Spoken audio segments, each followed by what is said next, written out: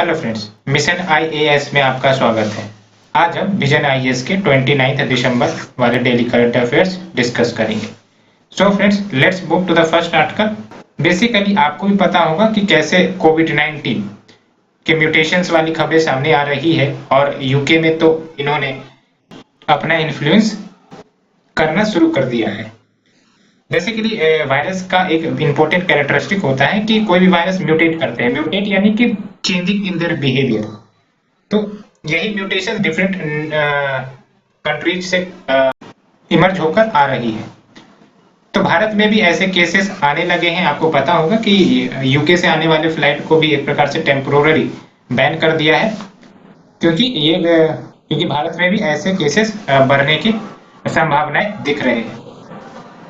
तो पता कैसे चले कि वो स्ट्रेन इंडिया में भी आ रहे हैं, कितने मात्रा में आ रहे हैं, उसके लिए बेसिकली इस वायरस का होल जीनोम सीक्वेंसिंग किया जाता है।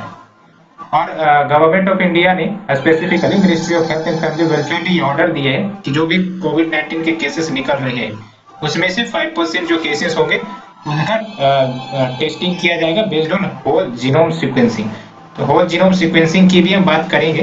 तो बेसिकली उसी की बात कर लेते हैं। होल जीनोम सीक्वेंसिंग के तहत क्या होता है कि कोई भी वायरस है या कोई भी डीएनए है, तो बेसिकली उस डीएनए न्यूक्लियोटाइड्स या फिर बेसेस का कंप्लीट ऑर्डर हम एनालाइज करते हैं। ऑर्डर यानी कि वो कौन से जीनोम ऑर्डर में है, लेट्स से क्या वो एएस में है, सीएस में है, जीएस में है एंड टीएस में है। ये ऑर्डरिंग होता है जो वो किसी भी ऑर्गेनिज्म के डीएनए को कंस्टिट्यूट करता है। ह्यूमन जीनोम की ही अगर हम बात कर ले तो अप्रोक्स 3 बिलियन ऐसे जेनेटिक लेटर से मिलकर बने हैं।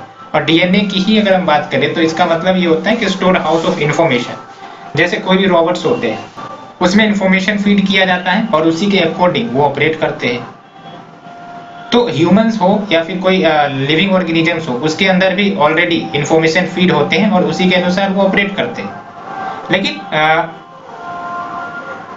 इन इंफॉर्मेशन में कुछ चेंजेस भी आते हैं समय के साथ, चाहे वो क्लाइमेटिक कंडीशंस हो या फिर कोई अन्य सिचुएशन के कारण भी चेंजेस आते हैं। आपको पता होगा कि डार्विन की theory survival of the fittest भी डीएनए मॉडिफिकेशन के ही ऊपर आधारित है। तो हमने होल जीनोम सीक्वेंसिंग की बात कही। इसकी मदद से बेसिकली जीनोम ऑर्डर को आइडेंटिफाई किया जाता है। तो ये जो डिसीजन गवर्नमेंट ऑफ इंडिया के द्वारा लिया गया, तो बेसिकली जो म्यूटेशंस हो रहे हैं SARS-CoV-2 के, उनको मैप किया जा सके, उनको आइडेंटिफाई किया जा सके भारत में।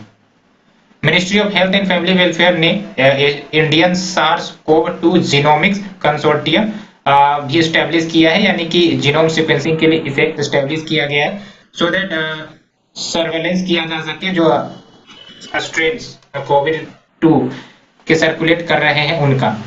साथ ही साथ सेंटर ने 10 एडवांस रीजनल लैबोरेटरीज को भी आइडेंटिफाई किया है, जो एक प्रकार से रीजनल हब लैबोरेटरीज के रूप में सर्व करेगा for genome sequencing of this covid virus. Genome की ही अगर हम बात करें तो ये ऑर्गेनिज्म का कंप्लीट सेट ऑफ डीएनए होता है जिसमें वो सारे उनके जीन्स मौजूद होते हैं। Each genome contains all of the information needed to build and maintain that organism, यानी कि हर जीनोम में वो सारे इंफॉर्मेशन उस पार्टिकुलर ऑर्गेनिज्म के होते हैं जिसकी मदद से वो बिल्टअप होता है और वो ऑपरेट भी होता है। मैंने रोबोट्स का एग्जांपल दिया, उसी टाइप से ऑर्गेनिज्म भी होते हैं।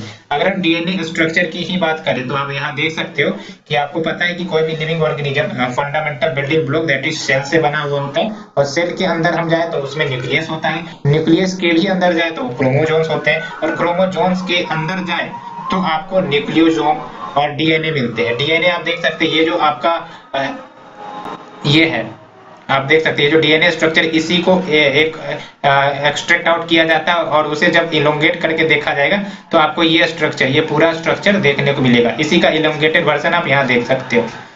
सो ये आप जो पैटर्न देख रहे हो यही है आपका डीएनए। इसी में इंफॉर्मेशन स्टोर होता है और इसी की सीक्वेंसिंग की जाती है सो दैट जो भी इंफॉर्मेशन है पार्टिकुलर वायरसेस के, उसको एक्सट्रैक्ट आउट किया जा सके और क्या वो नुकसान पहुंचा सकता है या फिर कैसे वो इस स्ट्रेन को कमजोर किया जा सकता है, वो डीएनए के जानने की ही बात पता चलेगा। जो भी वैक्सीन सब बनाए जाते हैं बेसिकली डीएनए एनालिसिस के बाद ही पता चलता है।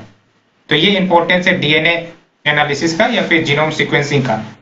अगर हम बात करें होल जीनोम सीक्वेंसिंग की, तो किस फील्ड में ये मदद करेगा?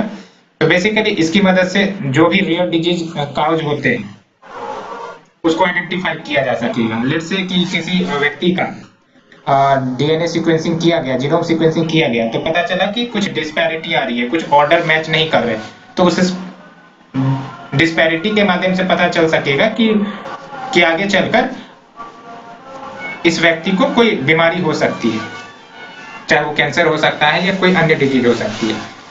Understanding variation in complex disease as well, along with improving the understanding of how virus spreads and evolves। अगर हम वायरस का पूरा इंफॉर्मेशन ही पता लगा लेते हैं डीएनए सीक्वेंसिंग करके, तो डेफिनेटली कैसे वो स्प्रेड होते हैं या इवॉल्व होते हैं इसका भी पता आसानी से चल सकेगा। Identifying genetic mutations and how these mutations impact gene function, इन सब में भी मदद मिलेगी। सो फ्रेंड्स, ये थी हमारी first article. Let's move to the next article. It is about election commission to push for absentee voting DGID new service rules. तो बेसिकली इलेक्शन कमीशन ने कुछ रिफॉर्म्स प्रपोज किए हैं और हम देखते हैं कि रिफॉर्म में क्या क्या बातें कही गई है। सबसे पहली बात बेसिकली कि वोटर आईडी को आधार नंबर से लिंक अप कर दिया जाए। इसका फायदा क्या होगा कि जो सबसे बड़ा फायदा आप देखोगे वो होगा कि एप्लीकेशन आपको देखने को मिलती है। लेट्स से कि एक व्यक्ति के 5 वोटर का आईडी कार्ड्स हो जाते हैं जो तो इस प्रकार के डुप्लीकेशन नहीं देखने को मिलेंगे। एज वेल एज जो मिस रिप्रेजेंटेशन होता है फ्रॉम इलेक्टोरल रोल्स वो भी नहीं होंगे। एज वेल एज सबसे इंपॉर्टेंट बेनिफिट तो ये है कि कोई भी व्यक्ति कहीं पर भी हो डोमेस्टिक टेरिटरी में, वो वहां पर से भी वोटिंग राइट्स को एंजॉय कर सकता है। यानी कि लेट्स से कि कोई व्यक्ति यूपी का है और वो दिल्ली में रह रहा है और लोकसभा का इलेक्शन चल रहा है और ऐसे में उसे अपने वोटिंग राइट्स को एंजॉय करने हैं, तो इसका मतलब वो वहां पर भी वोटिंग डाल सकता है। तो ये हुआ बेनिफिट आधार नंबर को वोटर आईडी से लिंक करने का, और इसके लिए जरूरी भी लिंकेज है। अन्य क्या रिफॉर्म्स है? तो इसकी मदद से voter registration as soon as a person turns 18 years, यानी कि जैसे ही व्यक्ति 18 ईयर्स का टर्न हो जाए, जल्द से जल्द उनका वोटर रजिस्ट्रेशन करवाना जरूरी है। अभी का रूल क्या कहता है? तो basically only those who turn 18 on जनवरी 1, यानी कि जनवरी 1 को जो 18 ईयर्स कंप्लीट करता है वही अप्लाई कर सकते हैं वोटर के रूप में that year. along with the next reform ensuring a gender neutral voting rights to service voter, यानी कि जो सर्विस वोटर होंगे उनमें जेंडर न्यूट्रलिटी को एक प्रकार से इंश्योर करना है। किस प्रकार से? तो बेसिकली करंट रूल की ही अगर हम बात करें सर्विस वोटर्स को लेकर, सर्विस वोटर का मतलब ये हुआ कि वैसे व्यक्ति जो गवर्नमेंट के काम से कहीं पे वर्क कर रहे हैं, लेट्स से आर्मी में वर्क कर रहे हैं, तो ऐसे स्थिति में वो अपने कॉन्स्टिट्यूएंसी में जाके वोट नहीं दे पाते, तो उनके लिए बेसिकली सर्विस वोटर का कंसेप्ट लाया गया है सो दैट वहां पर भी रहकर वो अपने वोटिंग राइट्स को एंजॉय कर सके। लेकिन उसमें कुछ कमियां हैं, कुछ कंस्ट्रेंट्स हैं, हम उस कंस्ट्रेंट्स की बात करते हैं। द फर्स्ट कंस्ट्रेंट की सबसे पहली बात तो ये है कि ये जेंडर न्यूट्रल नहीं है। कैसे? क्योंकि अगर करंट रूल्स के अनुसार जो वाइफ है किसी भी मेल सर्विस वोटर की, तो वो वोट तो कर सकती है सर्विस वोटर के रूप में, लेकिन अगर महिलाएं ही यानी कि वोमेन ही सर्विस वोटर है तो उसके हस्बैंड सर्विस वोटर के रूप में वोट नहीं कर सकती। तो सबसे बड़ा कमी यही है। एज वेल एज जो करंट रूल है सर्विस वोटर का, it doesn't permit children of service voter residing with him to be enrolled as a service voter, यानी कि सर्विस वोटर के बच्चे भी अलाउ नहीं है कि वो सर्विस वोटर के रूप में इनरोल हो और वो वोट कर सके। अन्य क्या रिफॉर्म सजेस्ट किए गए हैं? डिजिटल वोटर आईडी हो नए वोटर्स का। It will make all new voter card downloadable on the lines of E Aadhaar model. जैसे ई आधार आप ऑनलाइन डाउनलोड करते हो, वैसे ही डिजिटल वोटर आईडी आने वाले न्यू वोटर्स के लिए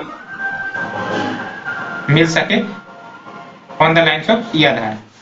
तो ये बेसिकली रिफॉर्म है। इलेक्शन कमीशन जो रिफॉर्म प्रपोज किया है, इसकी मदद से जो वोटर बेस है वो इंक्रीज होगा डेफिनेटली। अगर more and more service voter qualify होंगे, मोर एंड मोर रजिस्ट्रेशन होगा न्यू वोटर्स का, तो वोटर बेस तो बढ़ेंगे, साथ ही साथ हायर टर्नआउट पोल्स के दौरान भी देखने को मिलेगा। अब ये हायर टर्नआउट क्यों इंपॉर्टेंस है भारत जैसे या किसी भी डेमोक्रेटिक कंट्री में? क्योंकि अगर हायर टर्नआउट है तो इसका मतलब कि डेमोक्रेसी वहां पे स्टेबल है, वहां पर ग्रो कर रही है। लेकिन अगर टर्नआउट लोअर होते जा रहा है तो इसका मतलब जो विश्वास है डेमोक्रेटिक सिस्टम में, पॉलिटिकल प्रोसेस में, वो बढ़ता जा रहा है, मिसट्रस्ट बढ़ता जा रहा है। Let's move to the next article friend. It is about international blue flag hosted at 8 beaches across the country, यानी कि भारत के 8 बीचेज को इंटरनेशनल ब्लू फ्लैग सर्टिफिकेशन मिल गया है। अगर आप ब्लू फ्लैग का झंडा देखना चाहते हो तो आप यहाँ देखो, ये है। तो जो जो बीचेज को मिले हैं यहाँ पे आपको ब्लू फ्लैग सर्टिफिकेशन जरूर देखने को मिलेगा, आप भी विजिट करके देख सकते हो। 8 बीचेज का जो नाम है, कपाट जो कि केरला में है, शिवराजपुर गुजरात में है, घोंगला दीव में है, कशारकोड एंड पदु बिदुरी कर्नाटका में है, ऋषिकोंडा आंध्र प्रदेश में है, गोल्डन उड़ीसा में है, राधानगर अंडमान एंड निकोबार आइलैंड में है। 2-3 नाम आप याद रखिए प्रीलिम्स पॉइंट ऑफ व्यू से, क्योंकि ये पूछे जा सकते हैं। अभी तक ब्लू फ्लैग सर्टिफिकेशन पे एक भी क्वेश्चन नहीं आया है, लेकिन उम्मीद की जा रही है कि क्वेश्चन आ सकते हैं। साथ ही साथ इंडिया ने टारगेट रखा है कि आने वाले 3 से 4 सालों में 100 मोर बीचेज यानी कि 100 मोर बीचेज को ब्लू फ्लैग सर्टिफिकेशन प्राप्त हो जाए। अगर हम बात करें ब्लू फ्लैग बीच की, यानी कि क्या फायदे होते हैं ब्लू फ्लैग बीच के, तो it is a eco tourism model to provide tourist या बीच गोयर्स, यानी बीच जाने वाले या जो टूरिस्ट है उनको क्लीन और हाइजीन बाथिंग वाटर मिले, साथ ही साथ फैसिलिटीज मिले, सेफ एंड हेल्दी इन्वायरमेंट मिले, as well as sustainable development of the area हो सके। तो बेसिकली ब्लू फ्लैग यानी कि इको फ्रेंडली बीचेज, सिंपली अगर कहे तो। कौन प्रदान करता है ये सर्टिफिकेशन? तो it is given by Denmark based NGO which is called foundation for environmental education, यानी कि FEE। आप हमें बताइए डेनमार्क कौन कौन से कंट्री के साथ बॉर्डर शेयर करता है, और क्या डेनमार्क आर्कटिक काउंसिल का सदस्य देश है या नहीं है? आप हमें कमेंट सेक्शन में बताइए। तो ये जो सर्टिफिकेशन दी जाती है FEE के द्वारा, ये 33 क्राइटेरिया के आधार पर दी जाती है, जिसे 4 मेजर हेड्स में क्लासिफाई किए गए। आपको याद रखने की बिल्कुल जरूरत नहीं है। The first major head is environmental education and information, bathing water quality, environment management and conservation and safety and services in beach. तो ये 4 कैटेगरी है, आप याद नहीं रखने की जरूरत है। यूपीएससी फिलहाल ब्लू फ्लैग सर्टिफिकेशन के ऊपर एक भी क्वेश्चन नहीं पूछी है, तो क्वेश्चन इजी ही आने वाले होंगे अगर पूछे जाएंगे तो। इंडिया ने अपने खुद का ऑन इको लेवल सिस्टम लॉन्च किया था, जिसका नाम दिया गया है बीम्स, यानी कि beach environment and aesthetics management services, और इसे ICZM यानी कि integrated coastal zone management project के तहत इनिशिएट किया गया था, सो दैट जो पोल्यूशन कोस्टल वाटर्स में बढ़ते जा रहे हैं उसे कम किया जा सके, sustainable development of beaches facilities हो, as well as protect and conserve किए जा सके कोस्टल इकोसिस्टम को, नेचुरल रिसोर्सेज को। इसके बेनिफिट्स भी हुए हैं, यानी कि भारत ने जो बीम्स सिस्टम या इनिशिएटिव लॉन्च किया था, तो इसके पॉजिटिव बेनिफिट भी देखने को मिले। फॉर एग्जांपल, इसके माध्यम से जो मेराइन लिटर यानी कि जो गंदगी मेराइन वाटर में इनफ्लो की जाती है, अप्रोक्स 78% तक की कमी आई है, और मेराइन प्लास्टिक्स जो थ्रो किए जाते हैं बीचेज में, उसमें 83% की कमी आई है in the 10 coastal states. ICZM की बात करें तो इसकी मदद से सस्टेनेबल डेवलपमेंट प्रमोट किया जाता है एंड उसे मैनेज भी किया जाता है द कोस्टल जोन्स। आप हमें बताइए भारत के कितने राज्य कोस्टल एरियाज के कैटेगरी में आते हैं, साथ ही साथ उन राज्यों के भी संख्या बताइए जो कंप्लीटली लैंडलॉक्ड है, as well as they don't share any international boundary. आप हमें कमेंट सेक्शन में जरूर बताइए। Let's move to the next article friend. It is basically Indian states power plants with poor ash utilisation must act now. क्या है ये, बात करते हैं। आपको पता होगा कि इंडियन गवर्नमेंट ने एक वेल डिफाइंड पॉलिसी और रेगुलेटरी फ्रेमवर्क बना रखी है, अगर हम फ्लाई एश यूटिलाइजेशन की बात करें। और इस पॉलिसी में आपको पता होगा कि 100% फ्लाई एश यूटिलाइजेशन की बात कही जाती है। सबसे पहले हम फ्लाई एश के ही बारे में जान लेते हैं कि आखिर ये होता क्या है। तो फ्लाई एश की बात करें तो एक प्रकार से ये फाइन पाउडर होते हैं, एक प्रकार से पाउडरी सब्सटेंस होते हैं, जो एक प्रकार से बर्निंग कोल जो थर्मल पावर प्लांट्स में किए जाते हैं उनके बाय प्रोडक्ट ही, एक प्रकार से कार्बन पाउडर आप कह सकते हो। और फ्लाई एश में सबसे महत्वपूर्ण बात यह है कि इसमें मिनरल्स भी मिलते हैं, यानी कि oxides of silica, oxides of aluminium, calcium, ये सब भी देखने को मिलते हैं, और हैवी मेटल्स भी देखने को मिलते हैं, जैसे आर्सेनिक, बोरोन, क्रोमियम, लीड, ये सब भी देखने को मिलते हैं। तो despite fly ash utilisation policy, फिर भी 50% से भी above thermal power plants non compliance करते हैं इस पॉलिसी को अडॉप्ट करने में। और ये जो पावर प्लांट्स है जहां ये पॉलिसी को प्रॉपर्ली इंप्लीमेंट नहीं किया जा रहा है वो छत्तीसगढ़ में, महाराष्ट्र में, मध्य प्रदेश, ओडिशा और उत्तर प्रदेश। याद रखने की जरूरत नहीं है।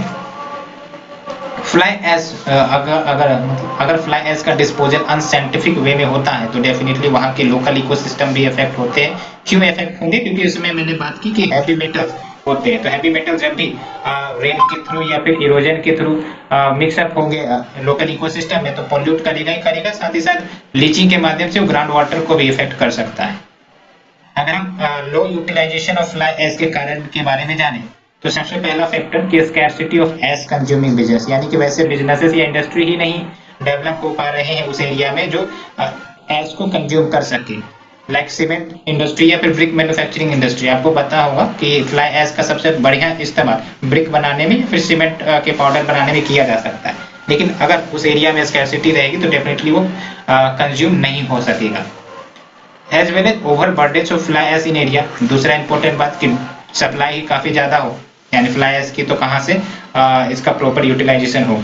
क्यों ये सप्लाई ज्यादा हो जाती है? बिकॉज कोई भी पावर प्लांट है, थर्मल पावर प्लांट, उसमें मल्टीपल स्टेशन होते हैं तो जिसके कारण high amount of fly ash generate होती है। As well as low demand in construction activities जिसमें रोड एंड हाईवे, यानी कि जो रोड और हाईवे बिल्टअप किए जाते हैं या तो वो कंक्रीट के होते हैं या फिर वो ब्लैक कलर के आपने देखे होंगे उसके होते हैं। तो प्रयास किया जाए कि रोडवेज और हाईवे जब भी बनाए जाए तो इसमें इस्तेमाल किए जाए फ्लाई एश बाय प्रोडक्ट का, लेकिन फिलहाल इसकी डिमांड काफी कम है। To facilitate 100% utilisation by all coal based thermal plants a web portal Ashtrack has been launched, यानी कि जो एस्ट्रेक वेब पोर्टल है बेसिकली किस लिए है? सो दैट 100% यूटिलाइजेशन हो सके। जो भी coal based thermal power plants fly ash को जनरेट करती है, क्या काम करता है ये पोर्टल? तो बेसिकली जो फ्लाई एश यूजर्स है, एंड वैसे कंपनी जो फ्लाई एश को इस्तेमाल करते हैं ब्लॉक मैन्युफैक्चरिंग में, सीमेंट मैन्युफैक्चरिंग में, उसको लिंकअप किया जाता है विद द पावर प्लांट जो जनरेट करते हैं फ्लाई एश को, तो सेलर और बायर को इंटीग्रेट किया जाता है एक प्रकार से। Let's move to the next article. It is about related to RBI. Basically RBI ने सजेस्ट किया है कि 4% इन्फ्लेशन अप्रोप्रिएट है इंडिया के लिए। ये जो बातें आरबीआई के द्वारा कही गई है ये एक इम्पोर्टेंट है, बिकॉज गवर्नमेंट प्रयास कर रही है कि इन्फ्लेशन टारगेट को और लूजन यानी कि कमजोर किया जाए आरबीआई के लिए, so that RBI economic growth पर ज्यादा फोकस करे डिस्पाइट प्राइस प्रेशर्स। आपको पता है आरबीआई इस साल या फिर ये करंट ईयर में इन्फ्लेशन टारगेटिंग में काफी ज्यादा डिस्टरबेंसेस देखने को मिली है। इन्फ्लेशन काफी ज्यादा राइज हुआ है, साथ ही साथ इकोनॉमिक स्लो डाउन भी है। तो इकोनॉमिक स्लो डाउन को करने के लिए यह जरूरी है कि गवर्नमेंट या फिर जो आरबीआई है वो कैश इनफ्लो करवाए, लिक्विडिटी इन्फ्यूज करे मार्केट में। लेकिन अगर वो लिक्विडिटी इन्फ्यूज करती है तो फिर क्या समस्या आ जाती है? इन्फ्लेशन और ज्यादा बढ़ सकते हैं। तो इस समस्या को डील करने के लिए गवर्नमेंट प्लान कर रही है कि इन्फ्लेशन टारगेट को और लूज किया जाए, यानी कि उसे कमजोर किया जाए, so that more and more economic boost पर फोकस किया जा सके आने वाले समय में। बात करते हैं इन्फ्लेशन की। तो इन्फ्लेशन का मतलब क्या होता है? महंगाई, general rise in the price. और इन्फ्लेशन अच्छे होते हैं या खराब, आप हमें बताइए।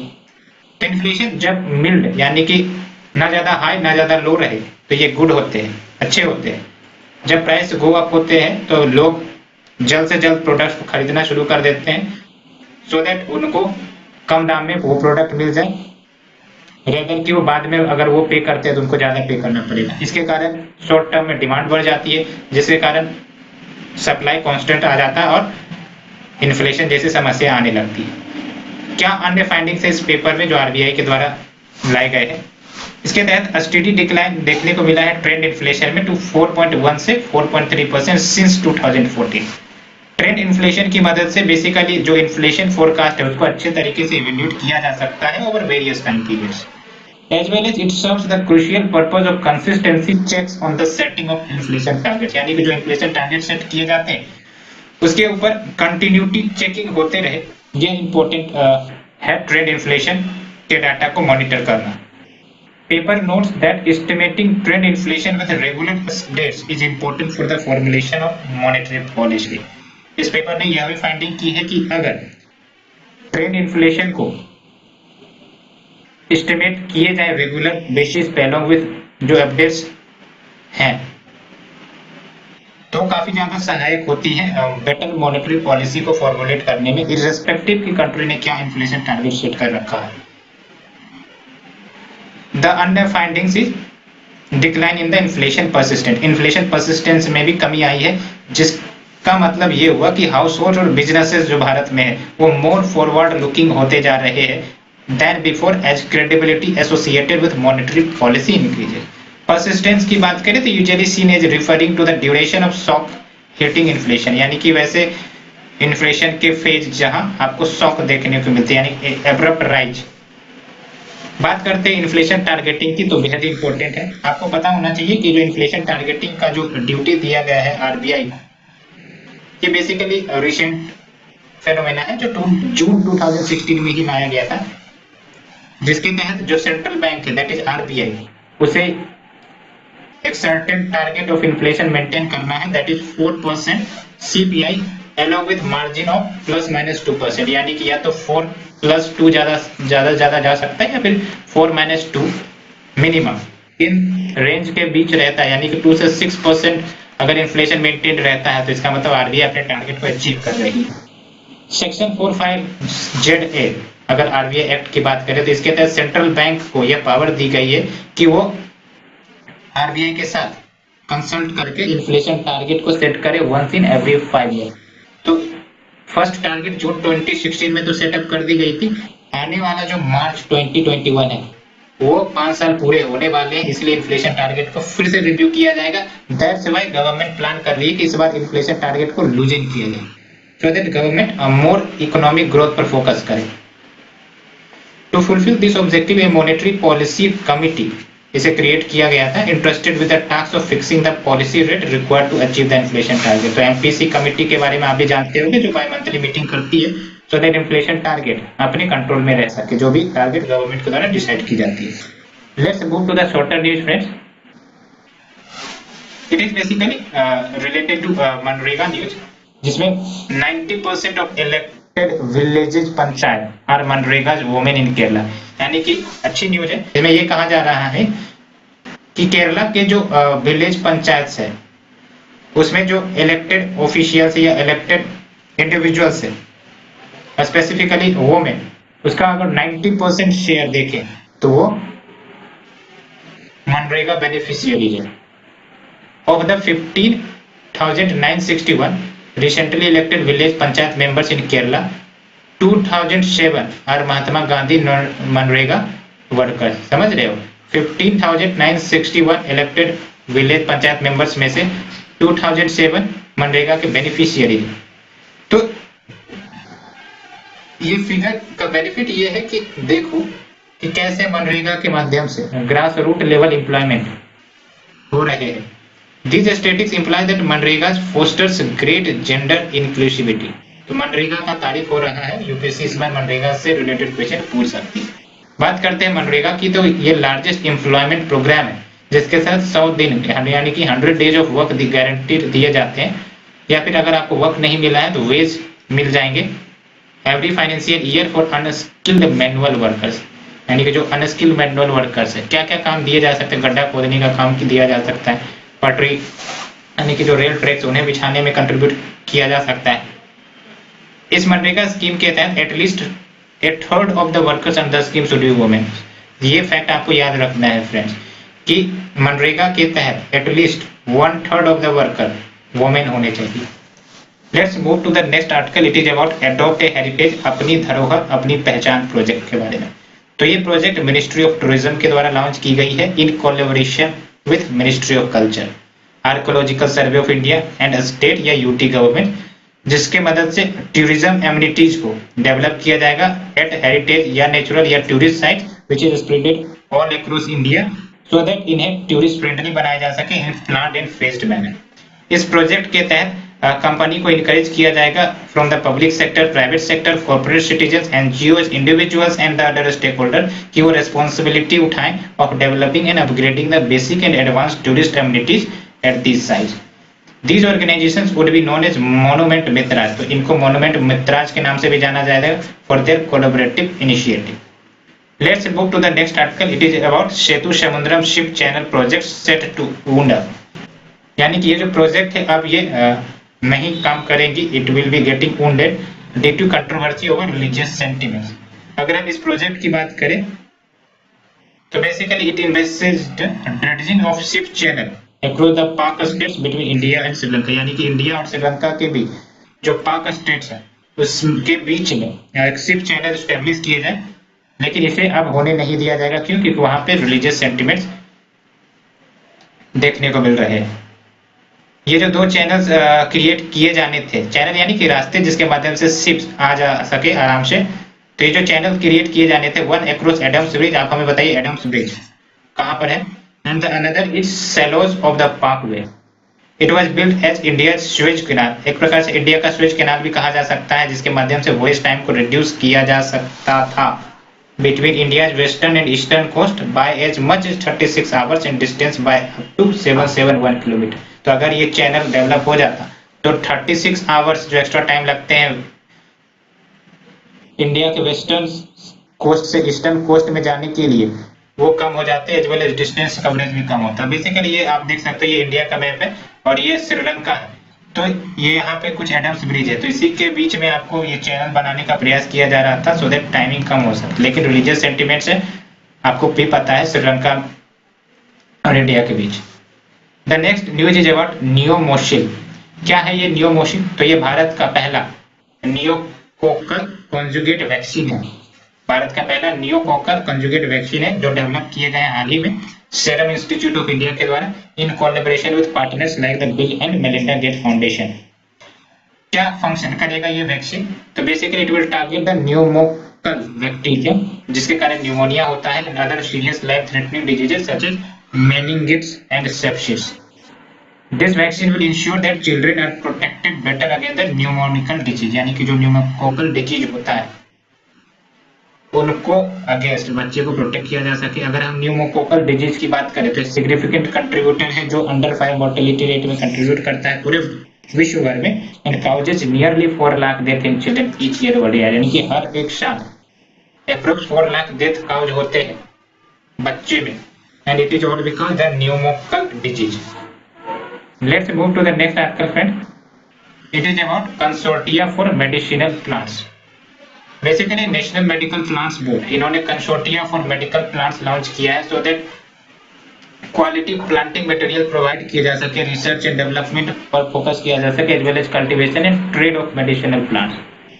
Seed to shelf approach introduce किया जा रहा है to establish the linkage between farmer and manufacturers, जहां पर जो क्वालिटी प्लांटिंग मटेरियल से जुड़े जो एस्पेक्ट्स है, good agricultural practices, good post harvest practices, इनको एड्रेस किए जा सके। In the first phase consortia is proposed for medicinal plant species ashwagandha, जिसका साइंटिफिक नेम है पिपाली एओलेना गुगुलू सतावरी। तो ये आप नाम याद रखिएगा क्योंकि ये यूपीएससी इस प्रकार से पूछ सकती है। रिसेंटली अनोला गुगुलू was news, it is related to what? It is related to medicinal plant. The next news is about Malayali tribes. तो basically giant rock bee honey एक वेरिएंट है हनी का ही which is sourced from the Malayali tribes, इसे add किया गया Tribes India collection में। Malayali is a tribal group from the Eastern Ghats in north Tamil Nadu. तो नॉर्थ तमिलनाडु में ये मलयाली ट्राइबल ग्रुप रहते हैं और tribals are usually hill farmers and they cultivate different types of millet. तो मिलेट को कल्टीवेट करने वाले ये मलयाली ट्राइब्स होते हैं। Malayali originally belong to Vellala caste of cultivator. तो वेलेला कास्ट ऑफ कल्टीवेटर से ओरिजिनली मलयाली बिलोंग करते हैं। It immigrated from the sacred city of Kanchi to the hills, यानी कि कांची जो कि सेक्रेड सिटी है वहां से इमिग्रेट करके हिल माइग्रेट कर गए थे about 10 generation ago when Mohammedan rule was dominant in southern India. Let's move to the last article, it is about China Pakistan economic corridor. क्या न्यूज है इसके बारे में आपने भी सुना होगा कि चाइना बेसिकली बैक ट्रैक कर रहा है अपने वादे से कि वो फंडिंग नहीं देगा कुछ रिलेटेड इश्यू। हाल ही में चाइना ने बेसिकली डिफेंड अपने जो भी सीपीईसी के प्रोग्रेस हो रहे हैं उसको डिफेंड किया है, क्योंकि रिपोर्ट आ रही थी कि पाकिस्तान नहीं पे करेगा लोन्स को जो उन्होंने ले रखे हैं to develop the China Pakistan economic corridor. तो बात करते हैं इस प्रोजेक्ट की, क्योंकि ये बहुत ही इंपॉर्टेंट है। China Pakistan economic corridor bilateral project है connecting China Xinjiang with Pakistan border port. हालांकि काफी ज्यादा एक्सटेंसिव प्रोजेक्ट है, लेकिन पाकिस्तान और चाइना के भी ये बायलैटरल ही होगा, क्योंकि हर देश ये यूनिकली डेवलप करेंगे। तो पाकिस्तान के ग्वादर पोर्ट तक कनेक्ट किया जाएगा and is regarded as flagship project of belt and road initiative. तो ये बेल्ट एंड रोड इनिशिएटिव का ही एक कंपोनेंट पार्ट है चाइना पाकिस्तान इकोनॉमिक कॉरिडोर, जिसे चाइना के शिनजियांग प्रोविंस से कनेक्ट किया जाएगा पाकिस्तान के ग्वादर पोर्ट तक। It aims to improve infrastructure within Pakistan so that better trade हो सके चाइना के साथ and to further integrate countries of region and building number of special economic zones in Pakistan. India हमेशा से सीपीईसी को ऑब्जेक्ट कर रखा है, क्योंकि ये पाकिस्तान ऑक्युपाइड कश्मीर यानी कि पीओके रीजन, क्योंकि जब वो कश्मीर में उससे गुजरता है। तो फ्रेंड्स, ये थी हमारी आज की न्यूज। होप ये लेक्चर सीरीज आपको पसंद आ रही हो। अगर पसंद आ रही है तो प्लीज लाइक शेयर कमेंट जरूर करें। Thank you friends, thank you very much.